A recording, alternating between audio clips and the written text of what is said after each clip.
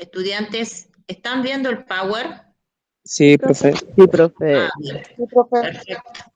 Bien, entonces le dije que el primer trabajo que envié, que yo estuve corrigiendo, está muy bien, muy bien. Ahora sí está completo, les digo. Ahora sí está completo. Y yo creo que el resto también va a estar así, confío, ¿sí? Eh, bueno, a lo que a nosotros nos interesa en la parte de algunas alteraciones, bueno, antes de iniciar les comunico que las prácticas va a ser a partir del 1 de noviembre, ¿sí? Así para que vayan ya sabiendo que tienen que tener su bolsa, su uniforme completo, el zapato blanco, la redecilla del cabello, la bolsa tiene que corresponde la bandeja, la libreta, la viromen de 4 colores, su antiséptico, tienen que hacer un bolsillo, porque es así, esto ya es tradicional en todas las prácticas, donde tienen que tratar por las dudas, tener las manoplas, los guantes, el champú, la crema de enjuague, cada uno tiene que tener su maquinita de rasurar, eh, ¿qué más? Algo, las torundas de algodón, las bolsitas de residuos, eso tiene que, vamos a ir haciendo una lista donde cada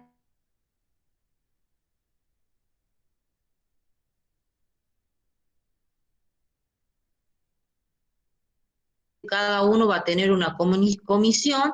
Yo tenía entendido, la vez hace mucho teníamos 14 estudiantes a cargo, ¿sí? 14, 15 estudiantes a cargo, todo va a depender del número de estudiantes que estemos, ¿sí? Entonces, para que vayan, los que no tienen el uniforme, que se vayan poniendo las pilas para ver el uniforme, buscar la forma, el zapato, ¿sí?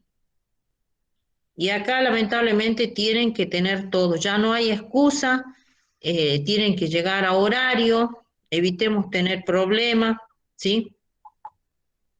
Profe, ¿y usted sabe dónde vamos más o menos a las prácticas? Como estamos viendo clínica médica, ustedes van a ver clínica, así que ya saben, ¿sí? Esto es clínica. Profe, ¿y en qué hospital nos tocaría la práctica? Hospital Pablo, Hospital Pablo Soria.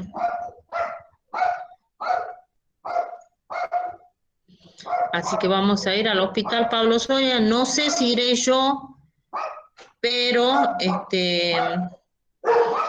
Eh, la idea es, no sé si iré yo, porque el tema, también tengo la otra comisión de quirúrgica, por eso le estoy diciendo.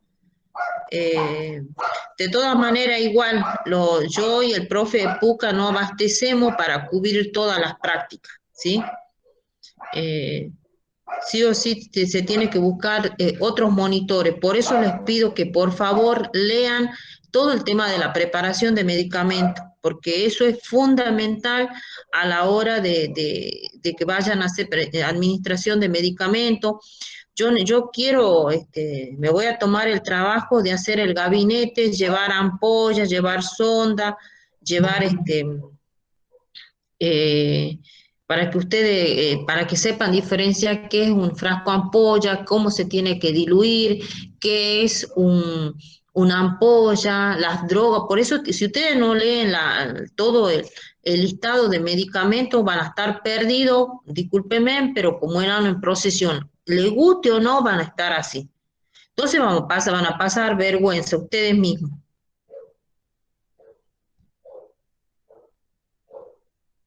¿Estamos? Sí, profe. ¿O alguna otra duda? Profe, en el caso del paracetamol, para colocarlo endovenoso, ¿cómo se lo diluye o se lo pasa en bol? Paracetamol endovenoso no tenemos. En el hospital no había paracetamol endovenoso, es vía oral. Están trabajando con antitérmicos, solamente antitérmicos, este, los antitérmicos como la dipirona, el diclofenac, que es un antiinflamatorio. Más allá en el hospital vamos a trabajar con antitérmicos, pero como la dipirona, no sé. No se preocupen tanto, ¿sí? El antitérmico más utilizado es la dipirona, que sería la Novalgina, que viene en ampolla. Y ahí lo tienen ustedes en el listado que yo les mandé a ustedes. No sé si se habrán fijado. Profe, no está la dipirona en el listado. Pero es en ampolla, ¿no está? No. Bueno, ya me voy a fijar y le voy a mandar. Pero es en ampolla, que viene 1 gramo, 2 mililitros, ¿sí? No es frasco, es ampolla líquida, 2 mililitros, y que trae 1 gramo, o sea, 1000, ¿sí? Y bueno, de acuerdo a eso, el médico va, fíjense dónde está la dilución, me parece que sí, donde está la dilución, le hice como dilución de medicamentos, en cuanto a 1 en 10, cuánto tendrían que dividir, cuánto tendrían que administrar en un paciente pediátrico. Fíjense bien.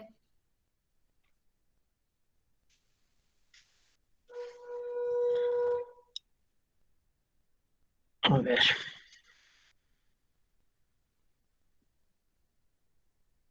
Bueno, acá vamos a continuar con respecto al tema de la recolección de muestras, que es muy fundamental al momento en que tenemos que juntar. Eh, es muy frecuente que vayan a ir a usted a la sala y le van a dar eh, frasco de vidrio. Todavía se está utilizando, hasta ese momento se estaba utilizando el frasco de vidrio. Nosotros necesitamos un frasco de vidrio limpio para la recolección de un sedimento urinario, incluso para una orina completa. ¿Cuándo va a diferir? Cuando el médico solicite un urocultivo con un antibiograma, ¿sí? Después, o bien, la orina de 24 horas, también no es necesario un frasco estéril, porque vamos a recolectar nosotros las muestras durante las 24 horas, y tenemos que colocar en un bidón, y el bidón no lo vamos a esterilizar, ¿sí? Es para cuantificar la cantidad de diuresis que el paciente ha miccionado durante las 24 horas, ¿sí? Bueno, decimos que si el médico solicita una orina completa, cuando les pregunte el docente, nómbreme los tipos de recolección de muestras, tienen que decir sedimento urinario, orina completa, urocultivo, orina de 24 horas, bar en la orina, también se junta bar en la orina, eso sí va estéril, cuando ante la sospecha de a lo mejor está en contacto con el bacilo de Koch, para descartar algún tipo de, en caso, por ejemplo, en el servicio de tisiología, se observa mucho en pacientes cuando se descarta que puede ser una tuberculosis a nivel pulmonar, y entonces el paciente está presentando otro tipo de signos y síntomas que puede ir afectando. Frente a esta situación, el médico, la tisióloga, solicita bar de orina. Esta orina va para poder ser estudiada, analizada, para ver si no hay bacilo de Koch, ¿sí? Y esa orina sí tiene que ser con un frasco estéril, ¿sí? Tiene que estar en ayuno. El paciente, sabemos que toda recolección se tiene que evacuar el primer chorro y después juntar el resto, ¿sí? El sedimento urinario puede pasar cuando el paciente te ingresa con un dolor en región suprapúbica. Acuérdense en todos los signos y síntomas en cuanto la clínica del paciente, que puede presentar una uretritis, puede presentar una cistitis. Bueno, ahí ustedes van a ver directamente, se van a dar cuenta por qué este...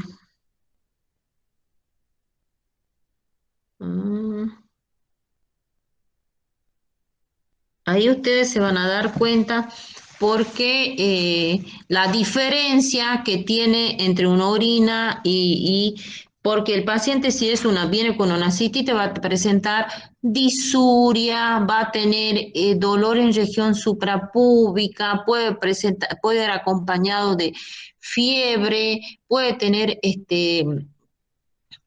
también cuando el paciente manifiesta náuseas, vómitos, entonces ante la sospecha la paciente va con vómitos incoercibles, va a un servicio de emergencia y el médico le dice, le pregunta, le hace todo el interrogatorio y la paciente dice todos estos síntomas que yo voy nombrando, entonces el médico dice, pedile un sedimento urinario, ¿sí?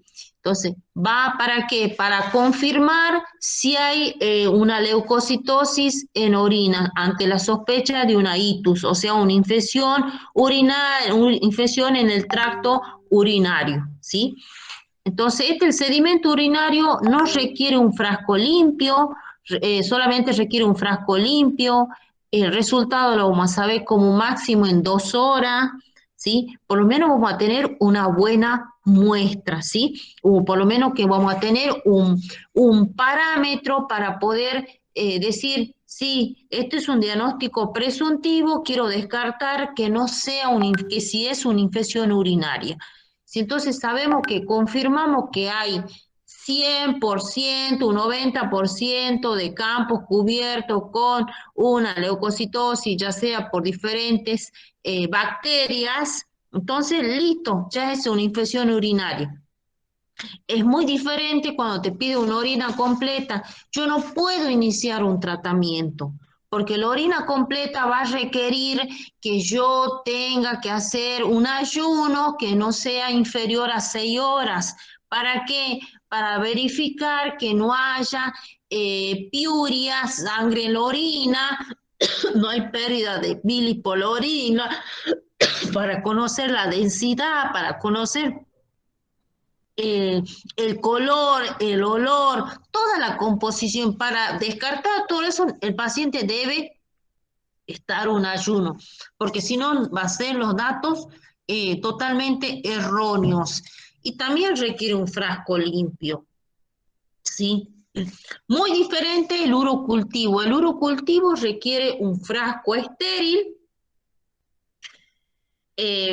obviamente previa higiene perineal, y el urocultivo nos va a determinar el tipo de bacteria que está produciendo la infección más el antibiograma. El antibiograma nos identifica si el paciente es resistente a ciertos antibióticos o sensible a alguno, ¿sí? A veces puede pasar que mientras tenemos el resultado del sedimento urinario, el médico mientras tanto va medicando, ¿sí? Y bueno, y como va mejorando hasta saber el resultado del urocultivo, se da, no, si está haciendo efecto el antibiótico, y ponerle que no esté haciendo efecto el antibiótico, entonces se fija el antibiograma, bueno, entonces rotemos de antibiótico, busquemos otro. ¿Estamos hasta ahí? Sí, profe. Y la orina de 24 horas, la orina de 24 horas es totalmente diferente. ¿Por qué? Yo a las 8 de la mañana tengo que juntar, por ejemplo, me dice a mí, señora, tiene que hacer juntar la orina o tiene una orina completa. Yo tengo que buscar un recipiente que aproximadamente para juntar la muestra por lo menos que sea de 3 litros, ¿sí? Entonces, desde las 8 de la mañana yo tengo que ir juntando la orina de ese paciente. Voy midiendo y voy colocando en el recipiente. Voy midiendo y voy colocando en el recipiente por turno. Completadas las 24 horas, recién tengo que cuantificar el total de esa diuresis. ¿Sí? ¿Me entienden? Es totalmente diferente. ¿Sí? ¿Para qué? Cuando el médico está sospechando que puede haber alguna alteración a nivel riñón, ¿sí? Sobre todo ya pensando en las infecciones de las vías altas, ¿sí? Una pielonefritis, una insuficiencia renal aguda o crónica, ¿sí? Entonces queremos conocer bien Entonces, tenemos que empezar a cuantificar. Bueno, y después le dije, el bar en orina es para descartar que no esté haciendo una TBC o una tuberculosis renal. ¿Estamos? Que el bar en orina también hay cultivo de 24, tenemos el directo, que vamos a saber de un día para el otro, y el cultivo que directamente después de las 72 horas. ¿Estamos? Sí, Respondan sí o no. ¿Qué puedo pensar? Que se durmieron.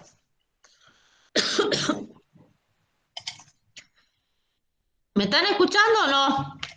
sí, profe. Sí, profe. Sí. Sí, profe. ¿Qué están durmiendo? No, profe. No.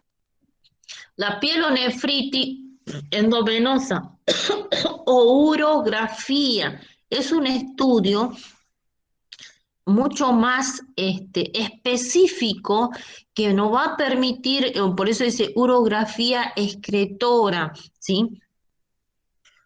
Los que vayan a la sala de urología van a ver mucho este tipo de estudio, porque van a ver esto, se usa para poder valorar específicamente la estructura y la función excretora de los riñones, uretre, vejiga, cómo se filtra generalmente por medio de un líquido de contraste, se inyecta por vía endovenosa a través de la sangre, ¿sí?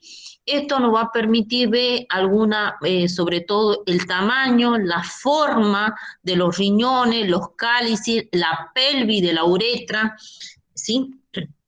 La vejiga y poder detectar otras anormalidades y estructuras que no está o funciona, cómo está funcionando en la parte renal, ¿sí? Esto, pielonefritis intravenosa o urografía excretora, ¿sí? Este es un líquido de contraste, nos permite visualizar mucho más cómo está toda su estructura del riñón. ¿Estamos? Después tenemos la cistourografía. Ustedes se habrán visto, ya leyeron la parte del capítulo 27. ¿Vieron o no vieron? Chicos, Profe, la valoración de las pacientes con trastorno vía urinaria. ¿sí? ¿Están viendo ya la fisiopatología de los riñones? ¿O no? Más. No Chicos, comenzamos todavía, profe, hoy recién, pero bueno, sí estuvimos leyendo. pero tienen que estar, empezar a poder ver porque esto a veces nos va a permitir poder identificar ciertas anormalidades y en el libro está tan clarito, fíjense, cistourografía miccional. Implica la instilación por medio de un líquido de contraste en la vejiga usando a continuación una radiografía para valorar la vejiga, la uretra, si la está llena. Durante la micción se puede detectar anormalidades de la estructura o funcionales, cómo está funcionando específicamente en caso de que pueda haber una estenosis a nivel de vejiga o uretra. Esto es más en pacientes, se ve en personas adultas, cuando hay, por ejemplo, una hiperplasia prostática, que es muy común en el adulto, en el hombre, ¿sí? Donde se produce esa estenosis, el paciente hace un globo vesical. Entonces el paciente donde debe ser sometido a ir a cirugía, ¿sí? Entonces por eso ahí habla una cisturografía miccional, es para detectar si hay alguna anormalidad a nivel de la vejiga, ¿sí? Tenemos la cistoscopía o visualización directa de la uretra y vejiga. Ante un cistoscopio puede utilizarse para diagnosticar si hay una hipertrofia prostática, fíjate, también este otro estudio, una estenosis uretral, puede haber cálculos en la vejiga, tumores, pólipos, divertículos, ¿sí? Llamamos cálculos cuando usted ya tiene cálculo o piedrillas, piedritas, dice, en el riñón, por eso son los famosos cólicos de las personas que Arenilla. sufren, ¿sí? Arenillas, que se los llama también, ¿sí? Así justamente para poder ver algunas anormalidades congénitas y esto nos permite realizar biopsia, ¿sí? Biopsia para la extracción de un tejido, ¿sí? Justamente mediante una intervención podemos ver, también se lo puede hacer la extracción del cálculo, ¿sí? Fíjense, en ahí habla también la biopsia del tejido durante el procedimiento o intervenciones que se pueden, se puede eliminar cálculos o dilatación de la estenosis, ¿sí? Esto es la cistoscopía o visualización directa de la uretra, ¿sí? Hoy por hoy, el cirujano, el especialista en urología ya no trabaja haciendo tanto, sobre todo las personas adultas, haciendo la cirugía convencional. Pequeña incisión a nivel de la uretra, ahora directamente hace por medio de una Parascópica. cistoscopía, justamente por video laparoscópica, igual como la cuando se opera de la vesícula, cuando se le hace la colicistectomía, bueno, en la uretra pasa exactamente lo mismo, ¿sí? Eso es ya, depende de la opción del paciente, de la familia, porque eso ya tiene otro costo. No a todos los pacientes le permiten esto. Si vamos al hospital, en el hospital directamente te hacen una cirugía, no con por video laparoscópica, ¿sí? Te hacen directamente la incisión, ¿sí? No es lo mismo que vos vayas en la parte privada, te dan la opción, ¿por qué? Porque la obra social te cubre la cirugía, no te cubre por la video laparoscópica, ¿sí?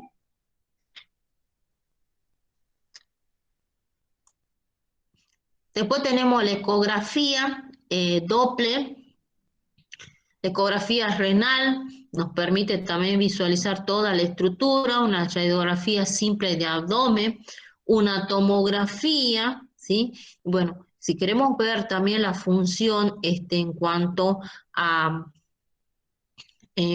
laboratorio, tenemos que considerarlo que el hemograma completo también es un indicador fundamental para ver no tan solo los diagnósticos por imágenes. Estos son diagnósticos por imágenes, pero el laboratorio de sangre también es fundamental porque es un indicador, no va a detectar si hay una leucocitosis en cuanto en cuanto a los glóbulos blancos, ¿sí?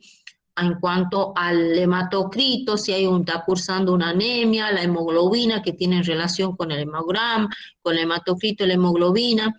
Y bueno, y también sabemos que la eritrosedimentación también si está aumentada con un valor elevado es un indicador donde nos está diciendo que hay un proceso de infección, ¿sí? Y la urea para poder ver justamente la función renal del paciente y la creatinina, que también es un laboratorio de sangre, y después tenemos la proteinograma o orina de 24 horas, también conocido, que eso tenemos que saber fundamentalmente, nos va a permitir poder determinar la función renal. ¿Haber algún estudio con paciente que pueda estar con un proceso de alguna infección, llámese una insuficiencia renal aguda que va a pasar a crónica, que es muy fundamental también acá el ionograma, ¿no? Que no lo puse, pero es importante el ionograma. ¿Escucharon? ¿Algo más que le parezca? Profe, el biograma también faltaría, ¿no? ¿Quién? ¿Qué? el biograma. El ionograma. Y le voy a poner el ionograma La gamografía, profe. también, pero el laboratorio de sangre de imagen, ionograma. El ionograma que es fundamental también porque una glucemia. Antibiograma era. El antibiograma va incluido con los laboratorios de sangre, ¿sí? ¿Qué otro estudio considera? Entonces la creatinina también iría en laboratorio de sangre, profe. Estos son de sangre, todo lo que están abajo son de sangre. Estos son diagnósticos por imágenes, todo esto. Fíjense, Profe, resonancia magnética. también estos son estudios de laboratorios de recolección de muestras de orina, ¿sí?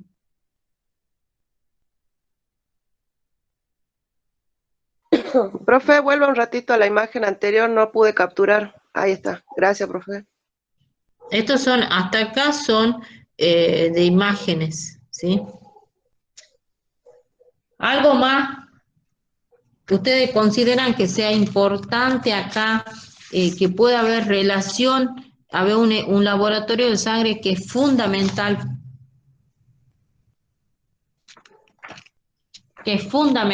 a ver, quiero ver que ustedes me digan. Oxígeno en Profe, el sangre, nitrógeno profe. ureico. ¿Qué? El nitrógeno ureico. El nitrógeno, sí, pero hay algo más, Oxígeno en sangre, profe. así se llama oxígeno en sangre. Gases en sangre. Gas en sangre. Ah, eso es lo que le decía. ¿Se dan cuenta cómo cambia? Entonces, cuando ustedes hablen, hablen bien, ¿sí? ¿Y por qué creen que pueda tener relación? Por la alteración que llegue a tener. Sí, pero ¿por qué?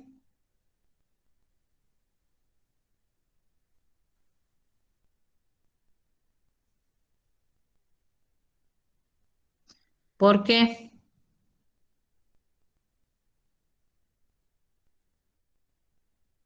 Vamos. ¿Cómo es la pregunta, profe? ¿Por qué creen que es importante los gases en sangre?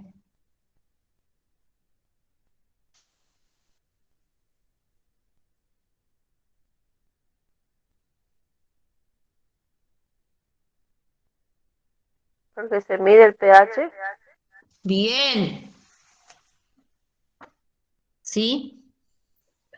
Bueno, acá, este estudio, fíjense, está bien como dice la alumna, es para medir el pH en sangre. Ustedes no tan solo es el oxígeno, es el dióxido de carbono, el pH, el bicarbonato, que son La, los que tienen mucha intervención en el momento que hay relación en el riñón, ¿sí?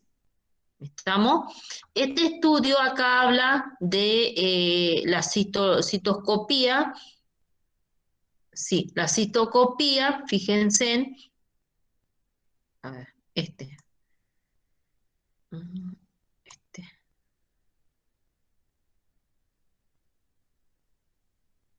¿o era este?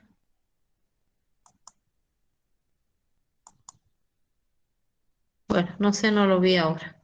Acá yo lo voy a poner debajo de acá, de este, bueno, acá. También es importante la biopsia, ¿sí?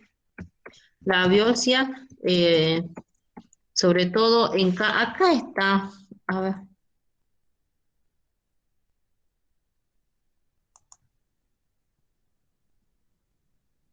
Sí, en este estaba, pero no,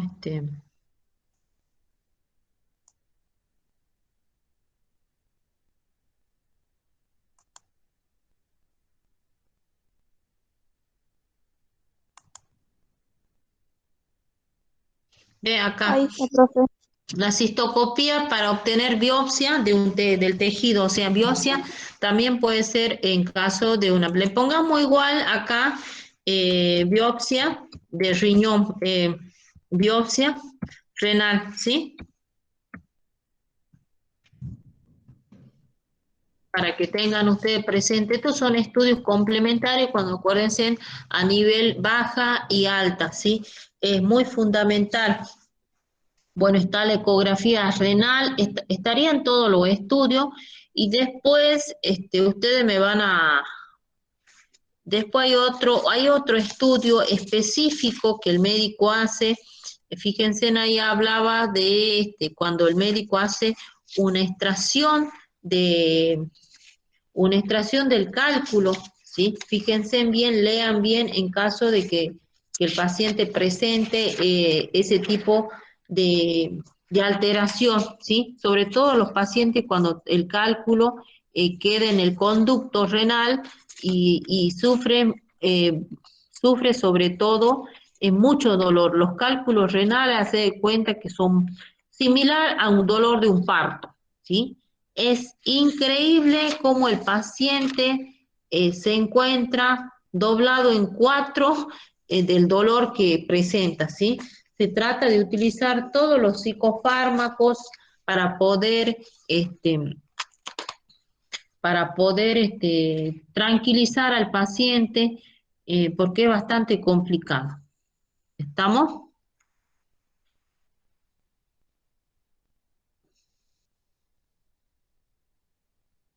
Sí, profe. Ve, ahí está la TAC y la resonancia magnética, que es muy fundamental.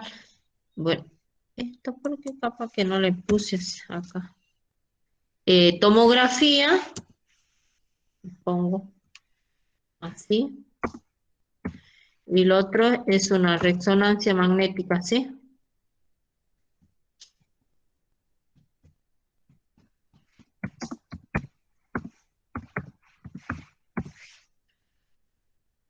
Bien.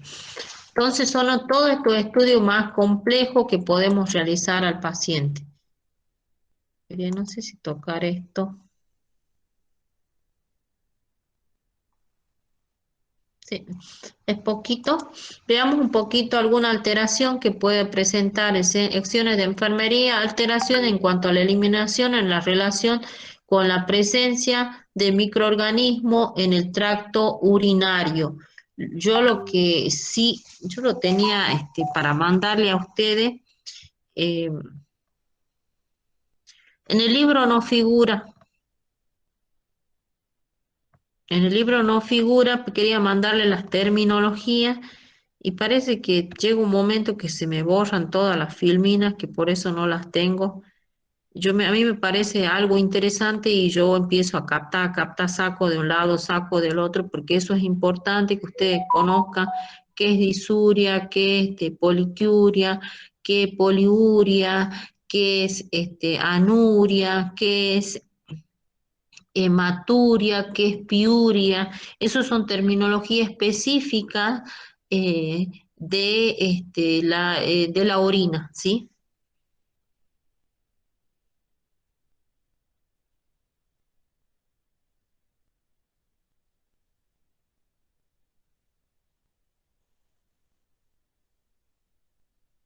Lo tenía tan bonito y digo, esto va a ser para ellos. Y no se parece que lo borre porque tenía tan cargada mi celular, estaba tan cargado de cosas. A ver, déjenme, así lo puedo compartir con ustedes, que yo lo vea. Profe, ¿podría pasar la diapo que compartió ayer? ¿Cuál? ¿Está? Usted compartió esta y anteriormente había otra. ¿Cuál es? No me acuerdo. Si me hacen recordar. De la sonda, profe. De la aspiración, de secreción. Aspiración, profe. Ese sí está, chico. Fíjense, si ya les pasé. Está al final, está en una sola, está todo. Vean bien los power. Diapositivas de convulsiones, profe, ¿no? En convulsiones está eso al final. ¿Se fijaron o no? Sí, profe. Todavía no la hice imprimir, por eso estaba. Eso está en convulsiones. Ahí está todo.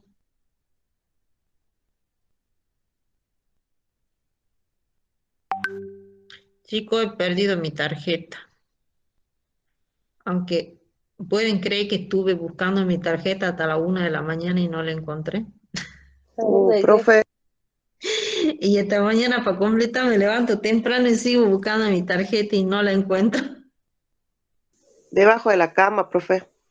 No, no sé qué le hice, sinceramente. Yo me cansé, busqué encima, me llaman los médicos que no le han pagado. Peor, ya perdí tiempo, ya dejé de hacer mis cosas.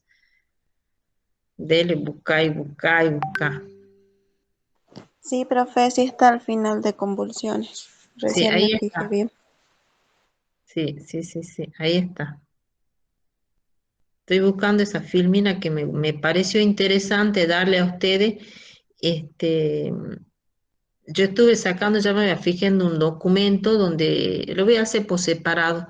Ese documento decía, por ejemplo, la orina, las características de la orina, las características, los débitos que tienen que tener por sonda nasogástricas, los débitos por drenaje, cómo el esputo, el tipo de esputo, que sepan diferenciar cada uno de, y que no lleguen a confundirse.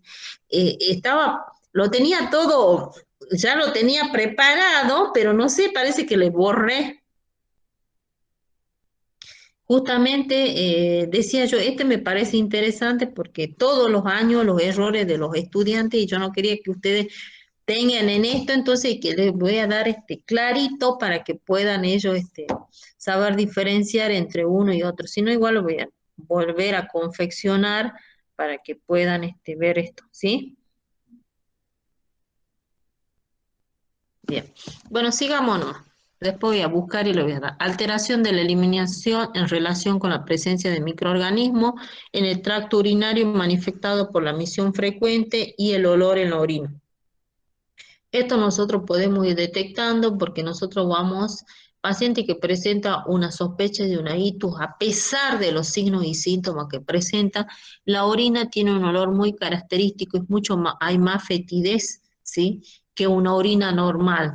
El color es importante ver, el color, el olor, ¿sí? La densidad, hay orinas que está bien con mucho, tienen mucho sedimento urinario que ya tienen, es como tuviera, van a ver restos de partículas que está a nivel de la orina y muy diferente una orina clara, un color amarillento ámbar, es mucho más, no es tan, no tiene ese olor característico, o bien puede haber cuando la orina está bastante densa, puede estar con piuria, puede haber pus en la orina, puede haber sangre en la orina, por eso hablamos de hematuria. Entonces, puede haber bilis en la orina, ¿por qué no? Porque puede haber bilis en la orina, ¿sí? Eso, ¿qué laboratorio nos determina? Es la orina completa. La orina completa porque se encarga específicamente para ver alguna alteración en cuanto a la composición de la orina, en cuanto a algunas anormalidades, o sea, son anormalidades de la diuresis, ¿sí? ¿Cuál es el objetivo frente a esto? Es favorecer una adecuada eliminación, prevenir posibles complicaciones. ¿Y cómo vamos a hacer esto? Teniendo en cuenta, es importante valorar el ingreso y el egreso de líquido, ¿sí? Y electrolito, recolectar una muestra de orina para análisis bajo prescripción médica, administrar antibiograma bajo indicación médica, estimular a la ingesta de líquidos. ¿Qué más podemos haber ustedes pensando acá? ¿En qué más pueden mejorar esto?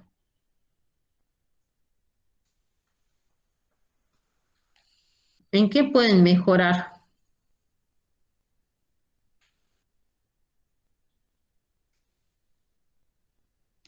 En la hidratación. Sí, en la hidratación, en la ingesta de líquido, ¿qué más? ¿En qué pueden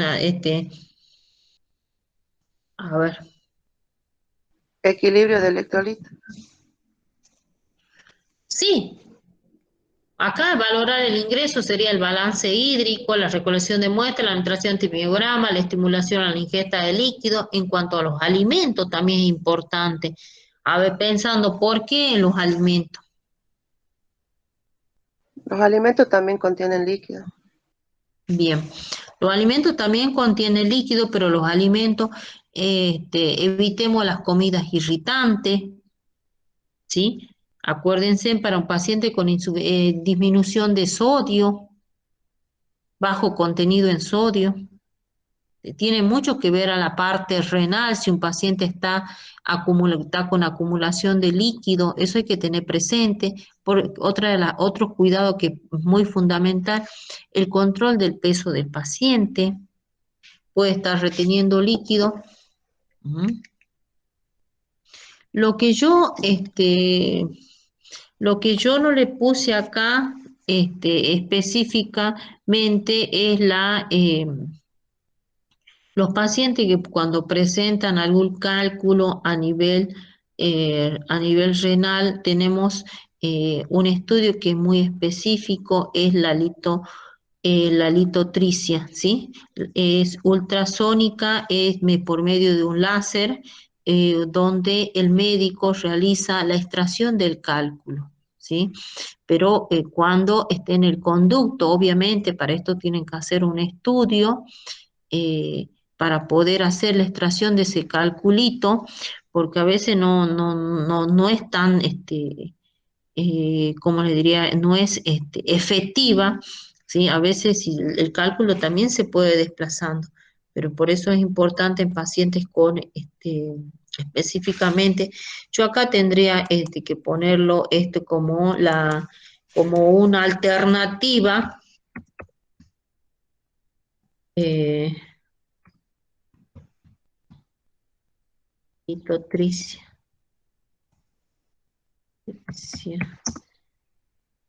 ultrasónica. Este es un estudio, yo lo voy a poner acá, es a láser, para que tengan presente. Es una intervención por medio por medio de es como una videolaparoscópica para hacer la extracción de ese cálculo, ¿sí? A nivel renal. Bueno, ahí ya quedaría completo en cuanto a estudios complementarios, tanto a nivel renal, a vías bajas, vías altas, ¿sí?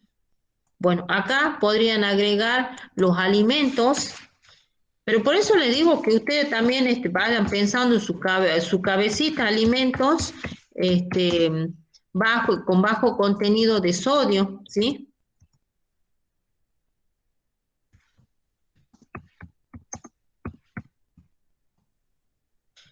Bajo contenido en sodio.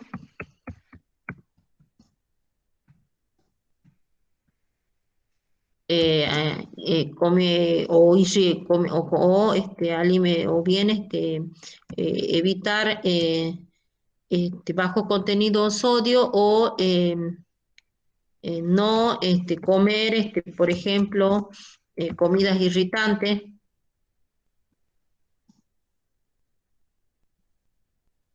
eso también, Con mucha sal. no ají, Picante vendría a decir. Lo más rico, profe. no, pero es fundamental, eso el paciente está con una infección, no lo podemos dar con que coma comidas irritantes como el Profe, ají. también serían que no tengan condimentos, ¿no? A eso Condimentos. es, o condimento.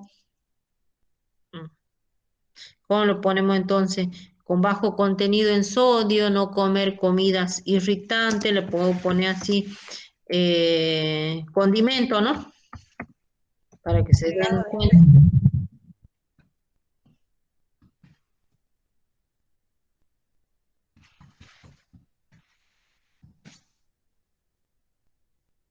Bien, También la bueno, poca sal, profe, sí. Bajo sal. Esto es las sales, el sodio, ¿sí? Bueno, la evaluación, la eficacia de los cuidados de enfermedades se valora mediante una valoración continua en la atención basada en las pautas de la observación y los resultados esperados. Esto va a depender nosotros como enfermeros, cómo vamos a poder educar al paciente, educar tanto en el primer nivel, en el segundo, y cuando el paciente ya está dado de alta, el paciente ya está egresado de la institución y cómo vamos a poder educarlo para que continúe el tratamiento en su domicilio, ¿sí? Y acá hablan de un dolor relacionado a la infección con un proceso inflamatorio de las vías urinarias, deterioro de la eliminación urinaria relacionado a la inflamación como evidencia en cuanto a la frecuencia, la urgencia, la nicturia, la disuria, ¿sí? Nicturia cuando hay orina nocturna, disuria cuando hay molestia, dificultad, ganas de querer orinar, ¿sí? Conocimiento deficiente relacionado a la falta de información sobre los factores de riesgo en cuanto a una infección urinaria. Yo le voy a poner en la última filmina las terminologías para que ustedes investiguen y así después cuando uno les pregunte ya sepan por qué.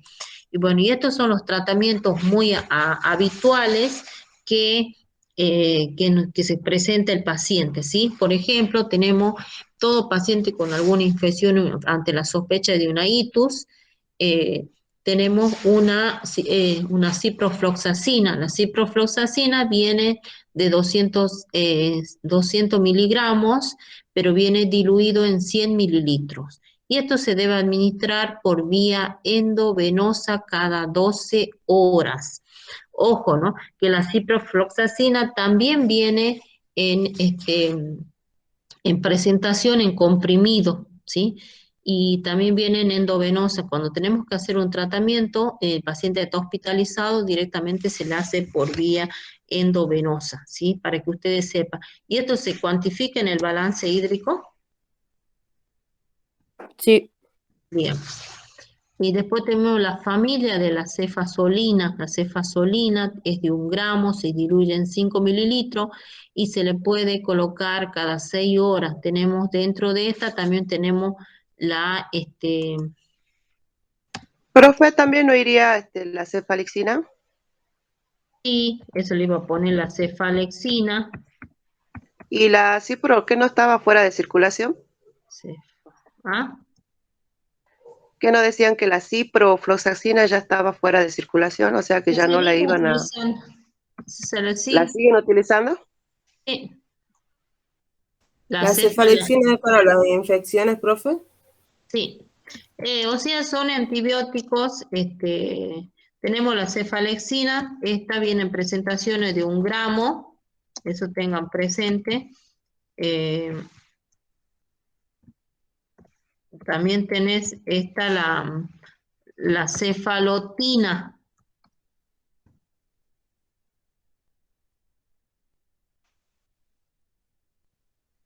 La cefalotina también es un antibiótico de 1 gramo, que son muy habituales, que se la utiliza para procesos de vías urinarias, ¿sí? Como es la cefazolina. Esto van a encontrar mucho en el Hospital Pablo Soria. Acuérdense que tienen que diluir en 5 centímetros, algunos diluyen en 7, y se puede pasar por vía endovenosa, ¿sí? Cada 6 horas. Esto también está indicado cada 6 horas, ¿sí? La indicación lo realiza, ustedes saben que lo realiza el médico, pero siempre es cada 6 horas. Eso ténganlo presente y es por vía endovenosa, ¿sí? Endovenosa también vienen presentaciones por vía, vienen presentaciones por vía oral, ¿sí? Pero sin caso que tengan que hacer un tratamiento, directamente el paciente va a estar con una vía periférica. También en los procesos cuando ya hay ante las sospechas de una pielonefritis, el médico va a indicar la ampicilina sulfactán. La ampicilina sulfactán es un antibiótico de amplio espectro que funciona muy bien para las vías urinarias como respiratorias, ¿sí? Ustedes Profe, hay habrán en visto, cefalexina, no hay que poner que también va diluido con 5 mililitros. todo va, sí, Ah, bien. ahí se lo coloco. Esto va diluido. Profe, y la fosfomicina también es, ¿no? ¿Bien? La fosfomicina, un Ahí antibiótico. como la fosfomicina, no sé qué, eso es nuevo para mí. O gentamicina.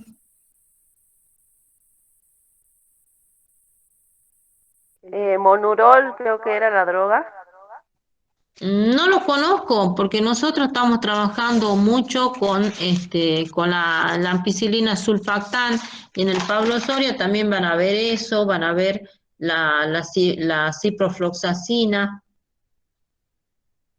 No sé, a lo mejor hay algo que no esté bien para. Decime, si vos me decís bien el laboratorio ese de sangre, lo puedo, pero si no, no te sé decir. Averiguame bien o mándame por fotito para que vea. Pero estos antibióticos son muy importantes, un antibiótico de amplio espectro. Tenés acá la ampicilina sulfactán de 1,5 gramos, se diluye bueno, ahí le puse así, no lo van a entender, en 8 centímetros y se administra cada 6 horas por vía endovenosa.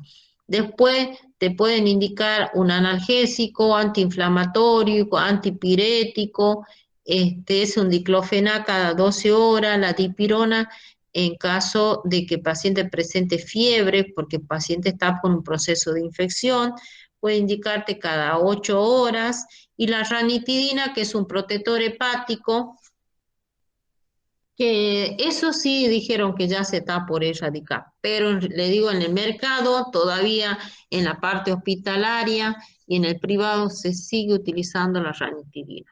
Y si tendrían que reemplazarlo, decían que le iban a reemplazar con el omeprazol, ¿sí? El omeprazol en frasco ampolla que viene con soluto. ¿Qué es el soluto? ¿Qué es el soluto? ¿Cómo es la presentación del soluto? En polvo. González.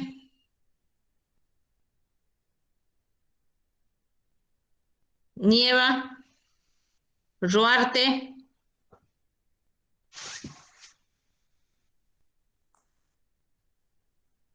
¿Cuál es la presentación del soluto? Gisela,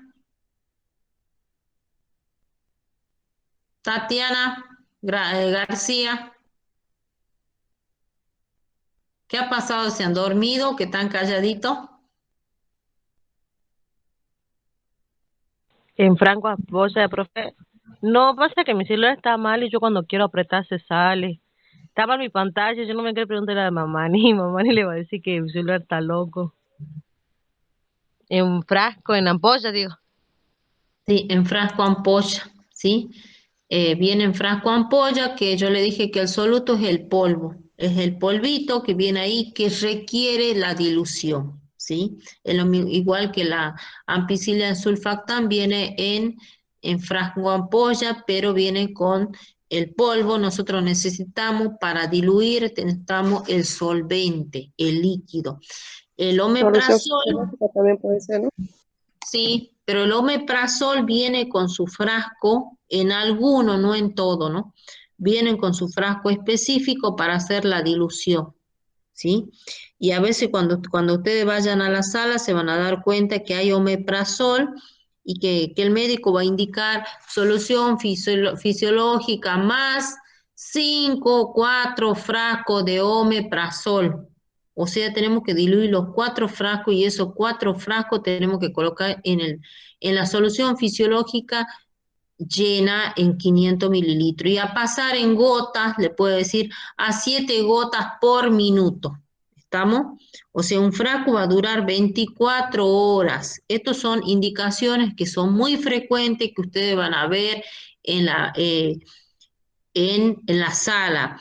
También, ¿qué puede pasar? Yo tengo un absceso venoso, ese absceso venoso nosotros vamos a colocar al paciente y te puede indicar, por ejemplo, solución fisiológica a pasar a 35 gotas en 24 horas. A ver, en 24 horas, ¿cuántos frascos va a pasar? ¿Cuántos frascos puede pasar en 24 horas? 30 a 35 gotas. 5. No sé. 5, profe. 5. Bien, un total de 35 gotas. Bien, ¿sí? Acá está. Investiga la terminología de disuria, hematuria, poliuria, tenesmo, piuria, poliuria, oliguria, oliguria, oliguria,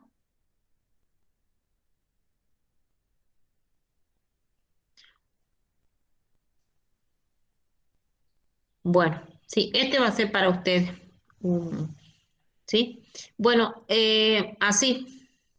Estos son los tratamientos que generalmente es lo más conocido para las vías urinarias, ¿sí? Si no funcionan todos los derivados de la cefalosporina, bueno, vamos, si es resistente a la ciprofloxacina, pasamos a la cefalosporina. Si estos son resistentes, pasamos a la ampicilina sulfactán. ¿Estamos? Todo esto de hasta acá, ampicilina, me olvidé de la ceftriaxona. También la ceftriaxona es de un amplio espectro que puede andar perfectamente para vías urinarias como para al aparato respiratorio, ¿sí? Pero es mucho más específico para el respiratorio, al igual que la sulfactán, pero la sulfactán nosotros están, los médicos, la médica clínica donde yo estoy, ellas generalmente están administrando en caso de pielonefritis, una ampicilina sulfactán cada 6 horas, pero evolucionan muy bien el paciente, ¿sí? Y bueno, y algunos te indican directamente la ciprofloxacina, todavía sigue en el mercado, ¿sí? Lo que yo tenía entendido que era la ranitidina, no, ¿sí? Pero estos antibióticos son muy específicos para, también ustedes habrán visto que hay algunos médicos que todavía siguen, eh, no se actualizan, que siguen pidiendo gentamicina. Gentamicina de 80 miligramos te indican colocar cada 12 horas, que para ello dice que la gentamicina funciona bien.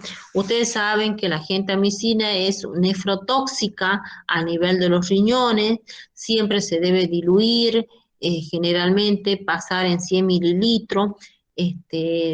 Cada ampollita que viene de 80 miligramos, contiene la ampolla 2 mililitros. Entonces eso es diluirlo, ¿sí? Porque es bastante nefrotóxica a nivel renal, entonces, pero le están utilizando tanto para nivel riñón y tanto para las vías, para la parte intestinal, en caso de una gastroenteritis, ¿sí? ¿Estamos hasta ahí? Profe, ¿y la penicilina sería lo mismo que decir ampicilina sulfactam? No, la penicilina es otra cosa, ¿sí? Eso no se confunda. Ahora yo les pregunto si han leído un poquito, que ustedes me están... La ampicilina sulfactán, perdón, la penicilina G-sódica y la penicilina, la una es la G-sódica y la otra es la penicilina benzatínica. ¿Para ustedes es lo mismo? El nombre lo indica que no, profe. Bueno, pero ¿cuál se administra? ¿Por qué vía se administra? Intramuscular. ¿Cuál es la intramuscular?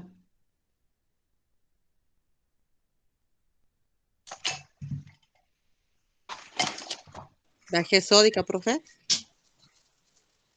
No, es la benzatínica, la penicilina benzatínica, que es más conocida como el benzetacil, nunca se debe administrar por vía endovenosa, es intramuscular.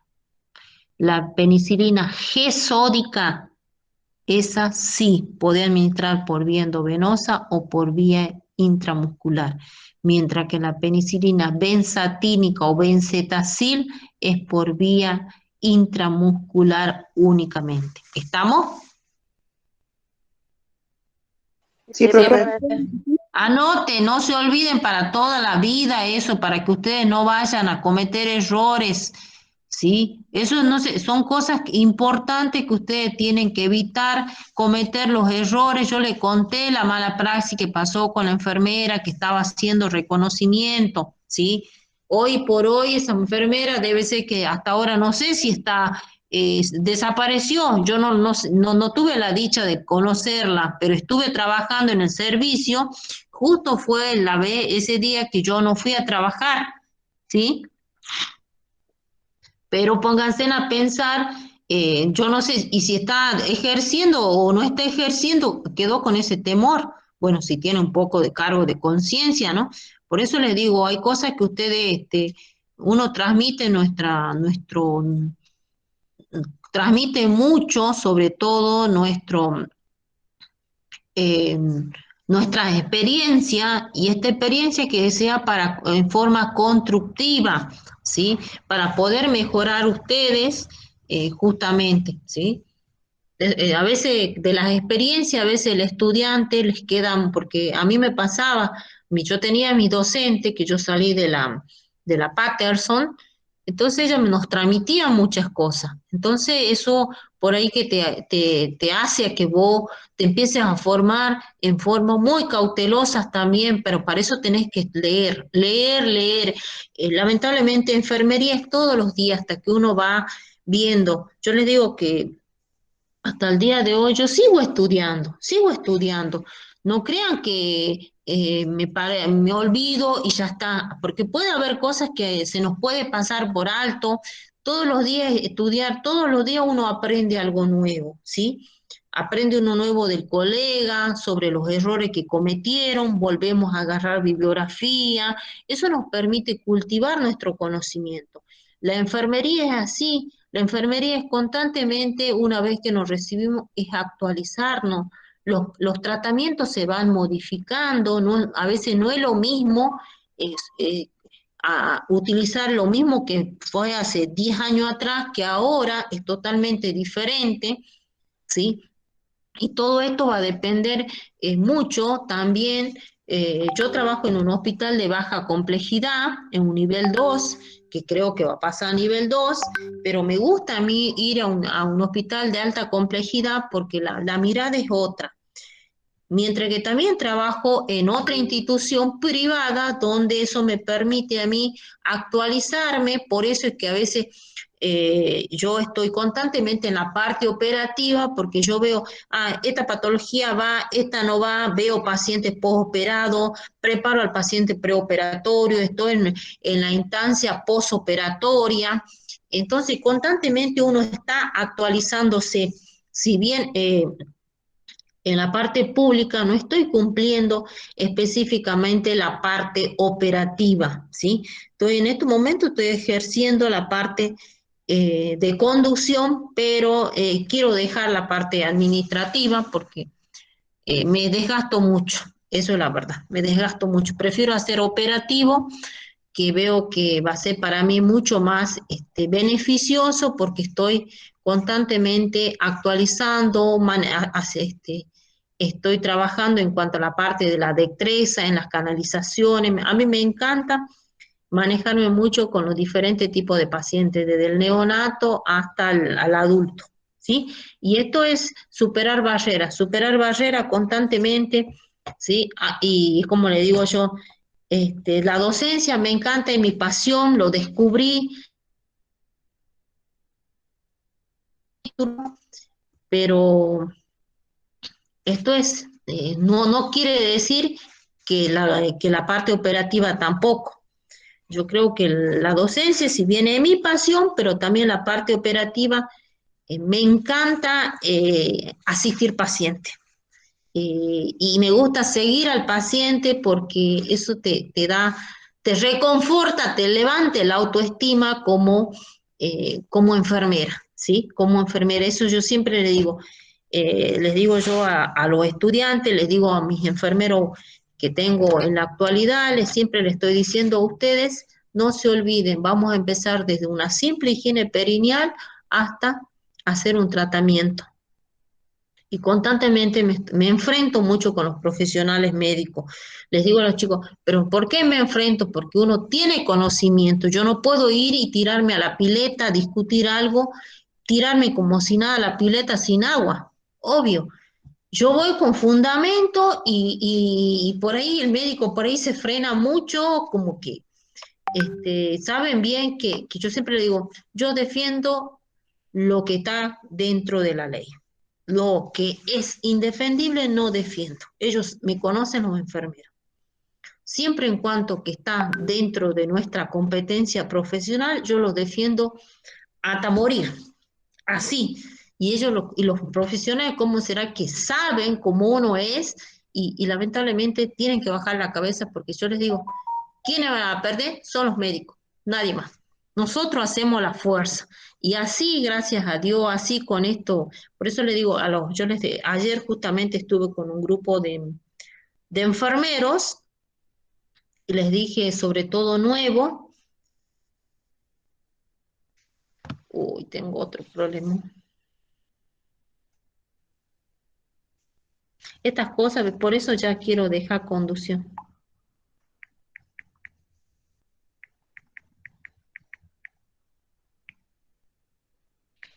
Yo busco profesional y resulta que la parte administrativa no cumple, entonces yo quedo mal. Y todas las quejas, como busco al profesional, todas las quejas vienen a mí. Yo no soy banco de plata.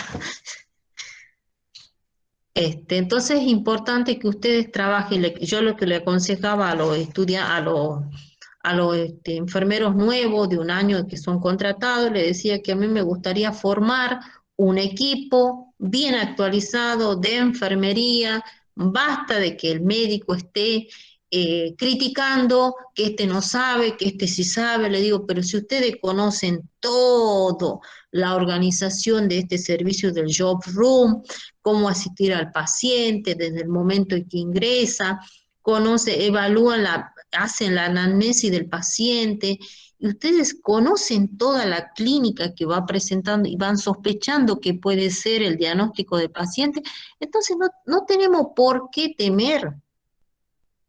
Esto lo hace ustedes más el rico en conocimiento va a hacer que puedan desenvolverse bien en la práctica. Bueno, y ayer justamente les dije a los chicos, lunes, martes y miércoles estoy con tal turno. Jueves y viernes estoy con tal turno. Vayan preparando, vayan estudiando, vayan viendo farmacología, vamos a hacer secuencia de emergencia en cuanto a temas de algunas patologías que ustedes van a tener su tiempo para desenvolverse. Y vamos a empezar a corregir. Bueno, entonces transcurso que yo tuve un tiempo con esta persona, con este enfermero, pude detectar muchas cositas y le dije que para mañana quiero que leas, porque ¿querés estar en la guardia en una emergencia? Bueno, tenés que aprender a defenderte, no decir, creo que puede ser, escúchame, todo un profesional no me puede decir el tubito, justo le iba a decir esto, le digo, ya tenés que empezar a desenvolverte con propiedad, ¿sí? Entonces, esto ustedes, mientras más conocimiento tengan, el médico evalúa también. No le va a decir, fulano, vos sos espectacular, pero véalo así, sabe. Entonces va a saber que no va a tener que joder con ustedes. Esa es la palabra. Entonces, por eso les pido a ustedes, estudien, estudien, estudien. A veces son pequeñas cosas que es muy fundamental para ustedes mismos, ¿sí? Ver. Después tenemos acá la famosa talla vesical, que eso sí está en el programa, ¿no? ¿Se fijaron en el programa, chicos? No me acuerdo.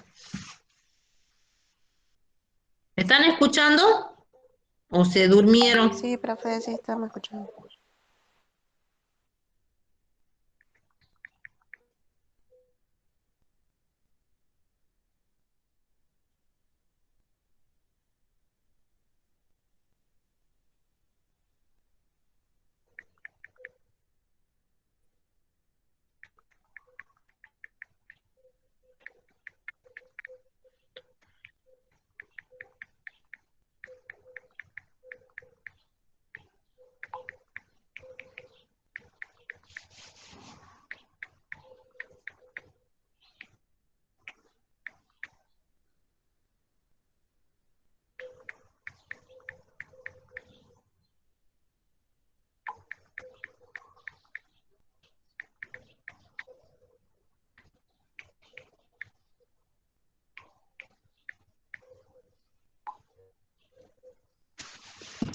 La talla vesical es en caso de un paciente que presenta alguna alteración, fíjense en ustedes, es algunas consideraciones generales, acá habla sobre la vejiga, la uretra masculina, cómo, dónde va a estar inserto, este catéter para hacer, donde va, no va a estar colocado, a veces pasa en pacientes que son parapléjicos, que presentan alguna alteración, o pacientes con problemas congénitos, que ya que tienen un problema a nivel de vejiga, entonces son pacientes que tienen colocado un catéter. Esta es una intervención quirúrgica donde nosotros como enfermeros tenemos que tener cuidado para la extracción, para el paciente donde va a estar presentado por medio de este catéter, y vamos a ver cómo va, en qué situación está indicado, ¿sí? Fíjense, de acá habla en el masculino, tenemos acá la próstata, la uretra membranosa, la uretra esponjosa, la uretra femenina de 3, 5 de longitud ligada a la pared, fíjense. Este es un catéter, fíjense en dónde está ubicado. Va a derivar la orina contenida de la vejiga al exterior a través por una pared abdominal, ¿sí? Cuando no es posible, un sondaje vesical, ¿sí? Y se realiza por vía percutánea, ¿sí? No, con la otra comisión vimos, no con ustedes. Por ahí ya pronto ya cuando veamos colostomía, qué es un ostoma, en el segundo cuatrimestre de quirúrgica vamos a ver este tipo de eh, intervención que se realiza al paciente. ¿En qué situación está indicado la talla vesical? Cuando el paciente hay una retención urinaria, cuando hay un fracaso en la colocación de una sonda vesical, hay una infección uretral a nivel próstata, hay una estenosis en la uretra, en caso de ruptura o traumatismo de los uréteres, ¿sí? Tenemos la vejiga, no es palpable, principalmente en caso de anuria, o sea que hay anuria de origen renal, acá, o sea que hay no orina, o si hay una orina menor a 50 mililitros en 24 horas, ¿no? Cuando hay una infección de vejiga, 50 menos en 24 horas es una anuria, ¿sí? Paciente está sufriendo alguna alteración a nivel renal.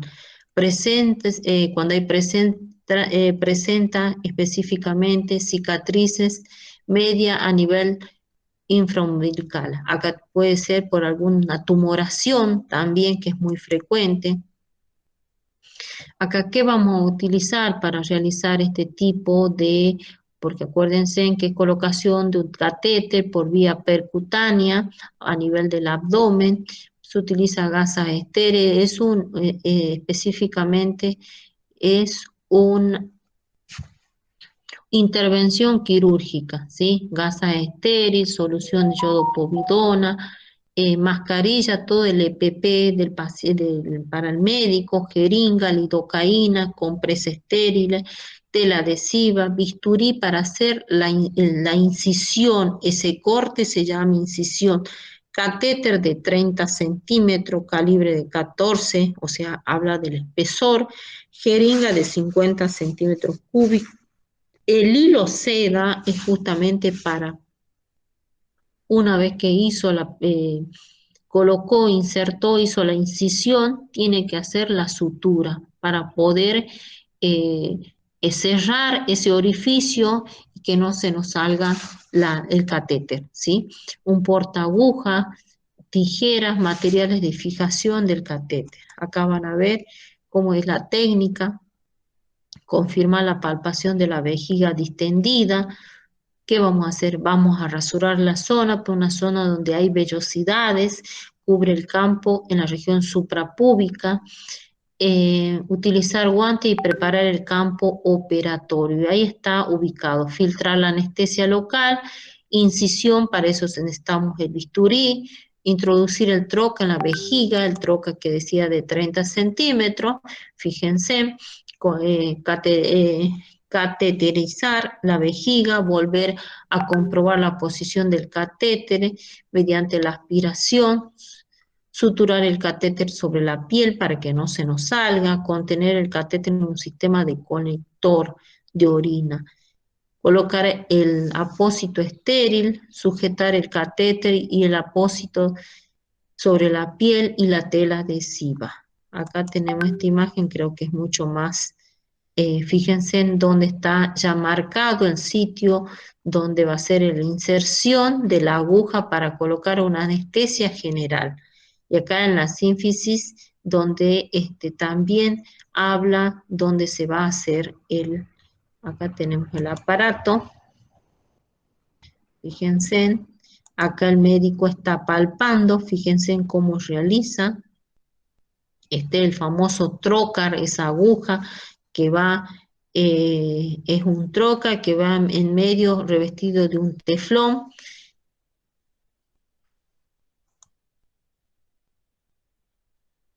Acá está, para ver cómo está, fíjense, llega a vejiga y se fijan cómo hay.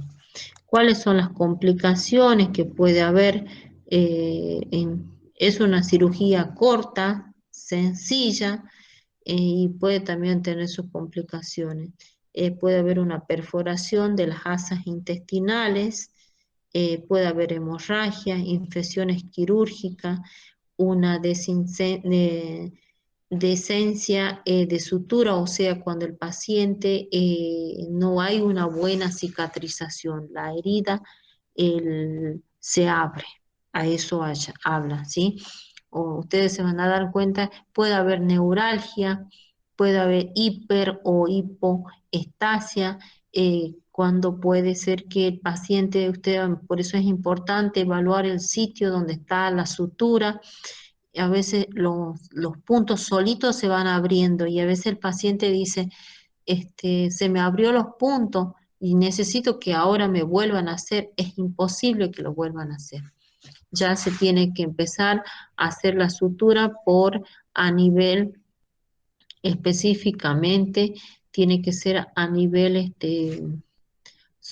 sobre todo a nivel, una cicatrización por segunda. Una cicatrización por segunda implica que de acuerdo a los días, en forma natural, va a ir cerrando esa incisión, ¿sí? Puede ser por alguna contaminación, por algún que se abre, y bueno, no se lo vuelve. Lo que ya se cerró, lo lamento, por eso hay heridas postquirúrgicas cuando,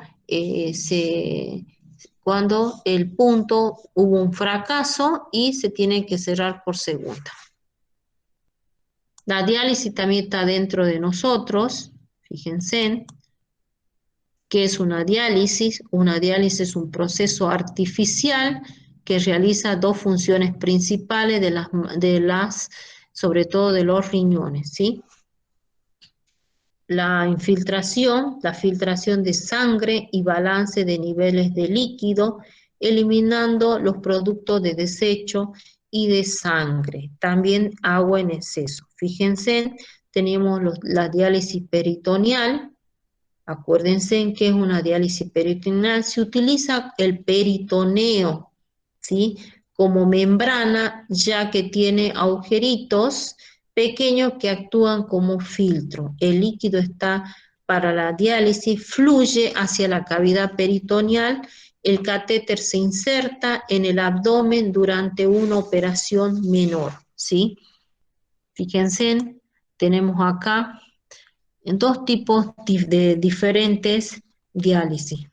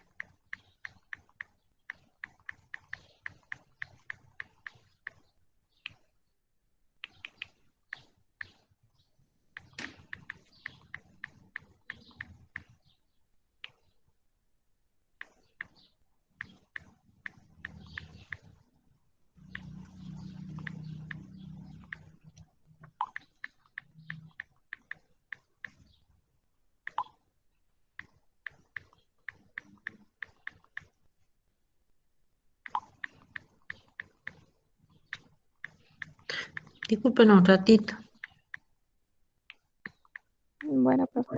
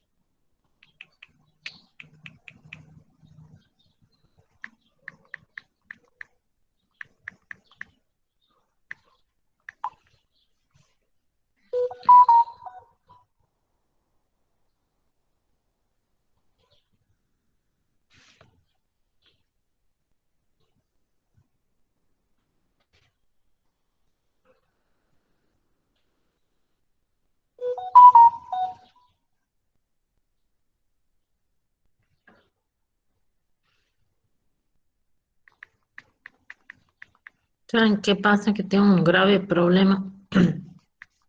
No pagan a los médicos y todo viene, los reclamo a mí.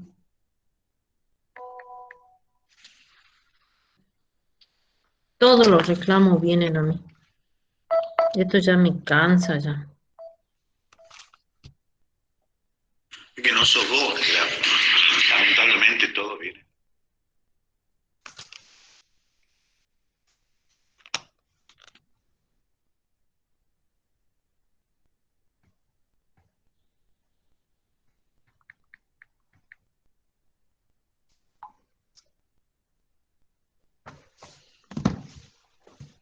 Bueno, hay dos tipos de diálisis. Tenemos la de tipo diferente, tenemos la diálisis que funciona de un mismo modo, que va a limpiar la sangre al pasarla a través de una membrana. Este es un aparato, fíjense, y tenemos la hemodiálisis, ¿sí? La hemodiálisis es la membrana artificial que está por fuera del cuerpo del paciente. Y la diálisis peritoneal es la membrana que es natural, está dentro del abdomen del paciente, ¿sí? ¿Entendemos o no? Cumplen, o sea, los dos tipos de diferentes de diálisis funcionan del mismo modo. Es limpiar la sangre que va a pasar a través de la membrana, ¿sí? Tenemos la hemodiálisis, que es una membrana artificial que está fuera del cuerpo, ¿sí? Y la diálisis peritoneal es la que está, es la membrana natural que está dentro del abdomen del paciente. Vamos a ir viendo. Esta membrana es muy delgada, contiene poros que permite el paso de sustancias de desecho o tóxico, ¿sí? Agua desde la sangre hacia el líquido de la diálisis, que no permitiendo el paso de glóbulos rojos, blancos, proteínas de tamaño grande, hormona, etc. Nos fijemos el proceso de la filtración, ¿sí? Este proceso elimina todos esos desechos tóxicos en exceso. Es diferente a cada tipo de diálisis. La hemodiálisis es una máquina renal que habremos visto cuando decimos vamos al centro de nefrología, donde hay una máquina simplemente, pero que el paciente, antes de hacerse este tipo de tratamiento, tiene que hacerse ya vamos a ver, no me van a entender. La máquina renal simplemente saca el agua de la sangre, la cantidad del agua que elimina durante la diálisis, y que puede variar dependiendo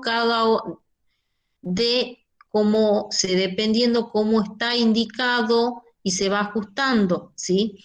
La diálisis peritoneal se introduce en el peritoneo una solución de sustancia, normalmente glucosa, la cual saca el agua de la sangre utilizando un proceso denominado ósmosis. La solución para la diálisis peritoneal contiene mucha glucosa, se extrae más líquido que una solución con menos glucosa. Y esta es la hemodiálisis.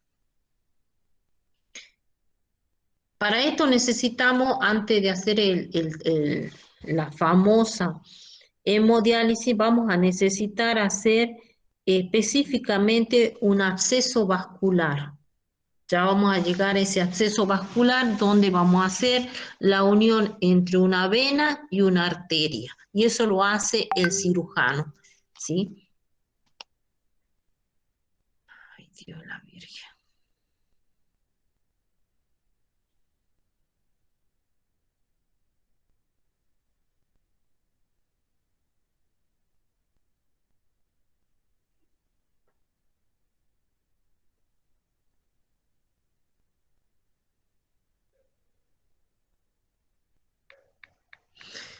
El tercer médico me dicen que no le ha pagado.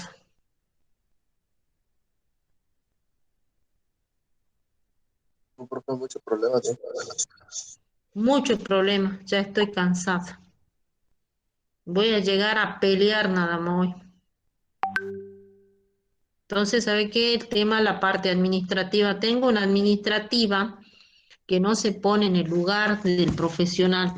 Ya entré a discutir con esta administrativa, le digo, yo tengo buena onda con ella, respeto con ella, pero acá una cuestión. El médico estudió, el médico se capacitó, médico hizo residencia, tiene su especialidad, al igual que los enfermeros. Ella anda mirando los números, cuánto cobra cada uno de ellos. Le digo, entonces, ¿sabes qué? Calentate y estudia. A vos te están pagando por la parte administrativa y vos aceptaste estar en este lugar. Hacé los papeles como corresponde. Y a la gente no le gusta que les diga eso. Por eso le digo, yo ya estoy cansada de discutir con el de mantenimiento, discutir con el tema del laboratorio, discutir por qué no le está pagando al cardiólogo, pero sí la directora, buscate médico, buscate neurólogo, busca cardiólogo, busca. Yo lo encuentro, porque tengo una buena relación, porque los médicos por ahí confían mucho en mí, porque saben que yo peleo hasta morir, hasta conseguir. Yo te traje, vos tenés que pagar, pero también no es así.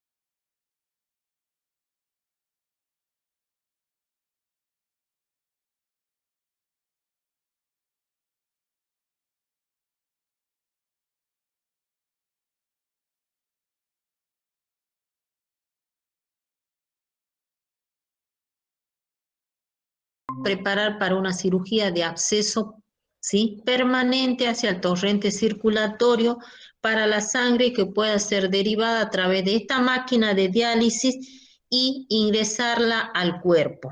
Este es el famoso absceso que hace el médico, el catéter, ¿sí?, que es más conocido como una fístula. Una fístula arteriovenosa, ¿sí?, donde fíjense, es un catéter de una vena subclavia femoral, pues dependiendo, porque ya a veces ya quedan los catéteres, las fístulas están bastante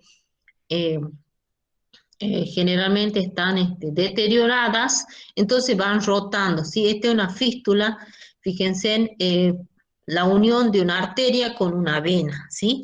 Esto lo hace el cirujano, donde deja ahí el catéter cuando el paciente va a realizarse la diálisis, la hemodiálisis, entonces donde hace el técnico, que sería nosotros como enfermeros, nos preparamos en la parte de hacer este tipo de tratamiento, entonces hace la conexión.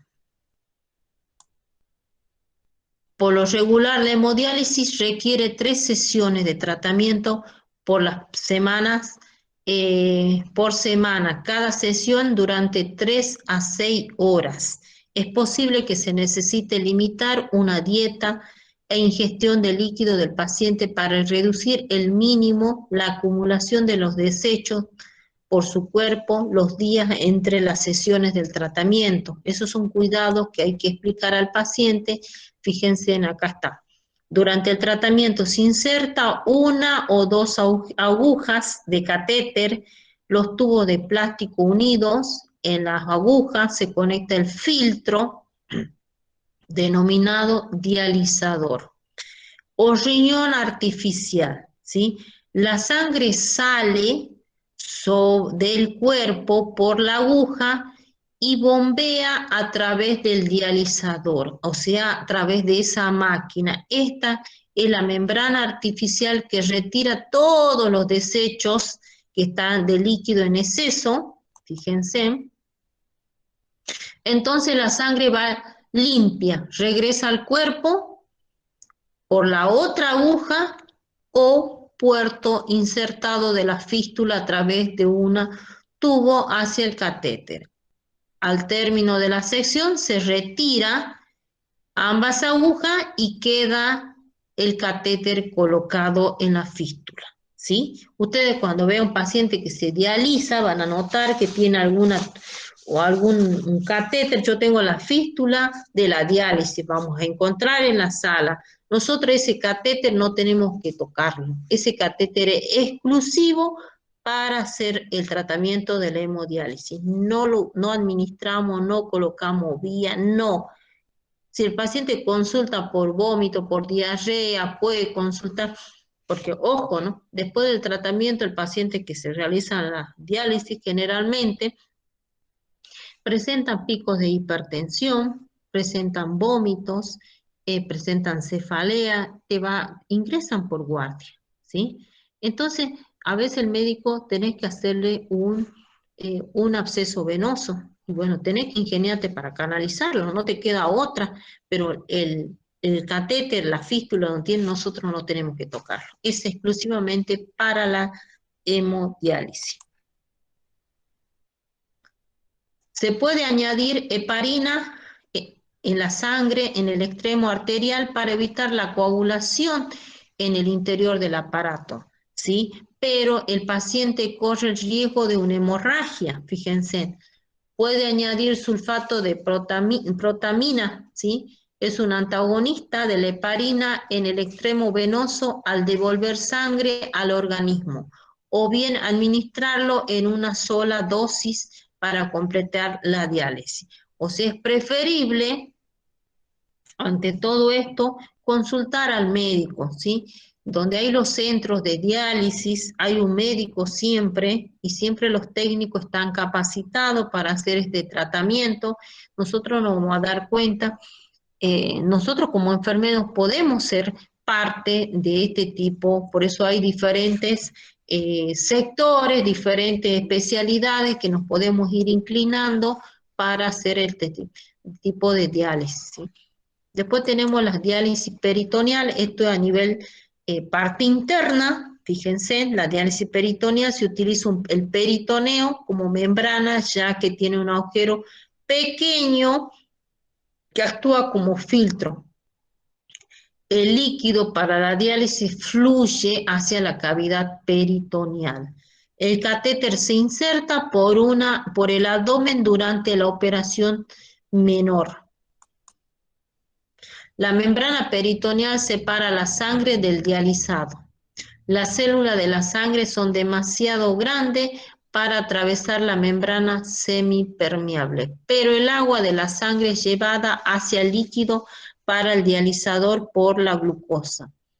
La ultrafiltración es completa, el agua ha sido extraída a través del peritoneo por la glucosa en el líquido para la diálisis. Y acá tenemos dos tipos de diálisis peritoneal. Tenemos la diálisis peritoneal continua, ambulatoria, y la diálisis peritoneal automatizada, ¿sí? Tenemos la ambulatoria continua, que sería, no están conectadas a una máquina para el paciente que puede moverse libremente e incluso dializarse mientras duerme, ¿sí? Y es la infusión de 1 o 2 litros de solución estéril de la diálisis en la cavidad peritoneal. Por el catéter, el líquido permanece en la cavidad abdominal, drena el líquido. Fíjense.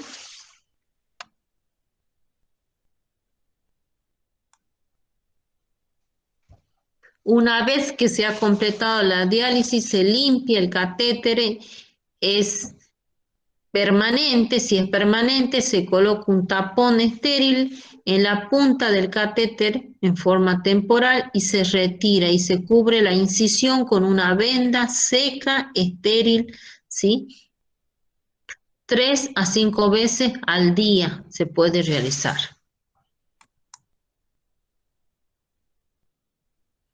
La diálisis peritoneal automatizada se practica durante la noche. La máquina controla el tiempo de los intercambios, drena el líquido utilizado y llena la cavidad peritoneal. Con una solución nueva, los pacientes necesitan mantener el líquido en su cavidad peritoneal durante el día. Algunos necesitan realizar como intercambio en el día para garantizar que reciben diálisis suficiente. Esta es la diálisis automática. ¿Cuándo se utilizan los procesos de diálisis? Cuando el proceso no basta para controlar los síntomas urémicos del paciente con insuficiencia renal crónica, cuando requiere una actuación inmediata, como sucede en la insuficiencia renal aguda, o en una sobredosis como un sistema para eliminar los fármacos o toxina del organismo. También para controlar cuando hay un edema pulmonar, una hiperpotasemia, aumento de potasio u otras secuelas que en caso de insuficiencia renal. Tanto la hemodiálisis como la diálisis peritoneal son tratamientos dirigidos a sustituir la función renal, pero no curan la insuficiencia renal. Estos tratamientos aumentan la calidad de vida del paciente y le permite vivir más años. El único tratamiento que puede curar es el trasplante renal. Ve, acá el paciente se está haciendo. Y acá termina la filmina. Esta consigna le voy a dejar para mañana para que ustedes vean. ¿Estamos? Bueno, profe. Sí, profe. Sí. Así. Bueno, esto sería con respeto y obviamente después en caso de que haya tumor, se tiene que el paciente es sometido a una cirugía, eso ya son tratamientos quirúrgicos, en caso, dependiendo el sitio donde está ubicado el tumor del paciente, que puede generarse a nivel riñón. Entonces, hay otro tipo de patologías que pueden ser, bueno, la parte del preoperatorio, posoperatorio, en pacientes tenemos que tocarlo sobre todo más, verlo en la parte del segundo cuatrimestre de este año, porque ahí vemos preoperatorio.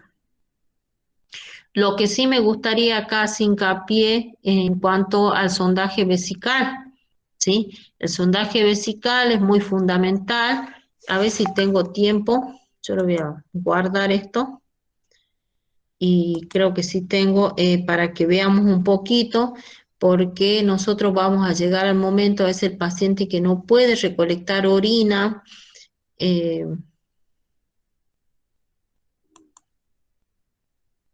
no puede hacer la recolección de la orina.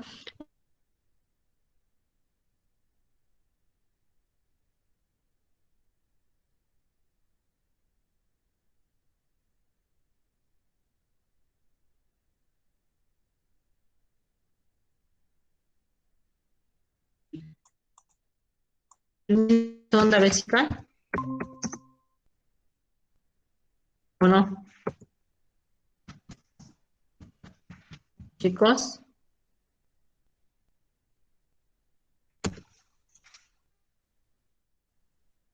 Chicos, ¿están durmiendo? Sí nos dio, profe, la normativa de la sonda vesical. Bueno, ¿lo tienen eso? Sí, profe. Bueno, revean ese sonda vesical. ¿Por qué? La sonda vesical también hay pacientes que son totalmente independientes, que no pueden juntar la orina por sí solos, que también van a ver en las prácticas, que van a tener que utilizar qué tipo de sonda van a utilizar para la recolección de una orina completa, por ejemplo.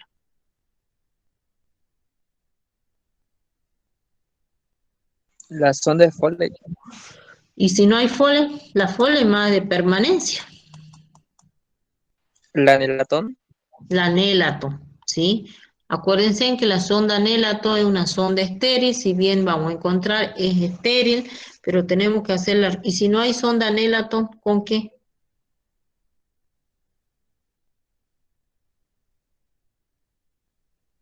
¿Con qué?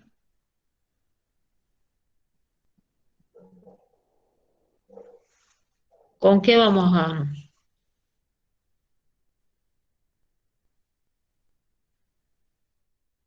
¿Con qué?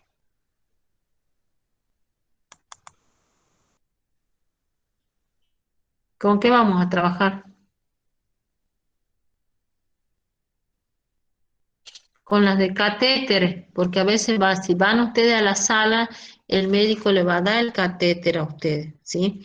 Le va a dar el catéter y va a decir, bueno, acá tienen, le va a decir, acá tienen ustedes el tema de van a juntar ¿cómo van a juntar la sonda? El catéter es